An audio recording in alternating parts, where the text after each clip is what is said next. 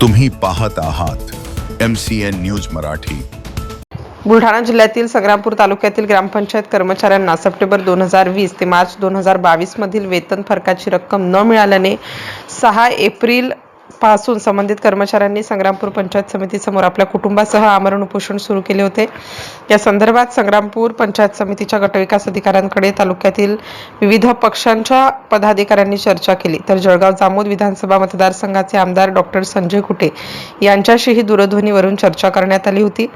अखेर सदर कालावधीतील फरकाच्या रकमेची सुधारित मागणी वरिष्ठ कार्यालयात सादर करून अनुदानाची मागणी करण्यात आली असून संबंधित आस्थापनेसोबत दूरध्वनीवरून पंचायत समिती संग्रामपूरला सादर केलेल्या मागणीनुसार अनुदान वितरित करण्याकरिता चर्चा करण्यात आली।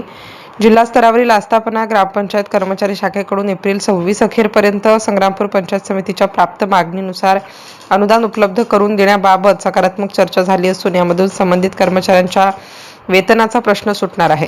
शासन स्तरावरून प्राप्त आश्वासनानंतर उपोषणास बसलेल्या ग्रामपंचायत कर्मचाऱ्यांनी आपले आंदोलन तुर्तास मागे घेतले आहे। MCN न्यूज मराठीकरिता रवींद्र शिरस्कार, संग्रामपूर।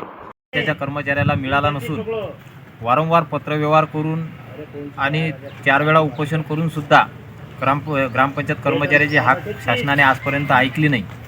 आणि ही जे पूर्ण बुलढाणा जिल्ह्यातील सर्व तालुके सर्व जिल्हे महाराष्ट्रातील सर्वांना एरियस मिळून सुद्धा अद्यापही संग्रामपूर तालुक्याला एरियस मिळाला नसून त्या एरियस संदर्भात आज रोजी सर्व संग्रामपूर तालुक्यातील कर्मचारी आमरण उपोषणाला बसलेले आहेत। जर शासनाने आमच्या मागण्या जर लवकर त्वरित मान्य केल्या नाही तर उद्यापासून सर्व कुटुंबासहित इथं आमरण उपोषणाला बसणार असून सर्व गावगाड्यातील पाणीपुरवठा, दिवाबत्ती, ग्रामपंचायत सर्व बंद ठेवण्यात येतील। तरी शासनाला एकच विनंती आहे की आमचा जो 19 महिन्याचा एरियस आहे, जो फरक आहे, तो त्वरित आमच्या खात्यामध्ये जमा करावा, अन्यथा हे सदर उपोषण चिघळण्याची शक्यता आहे, याची शासनाने नोंद घ्यावी।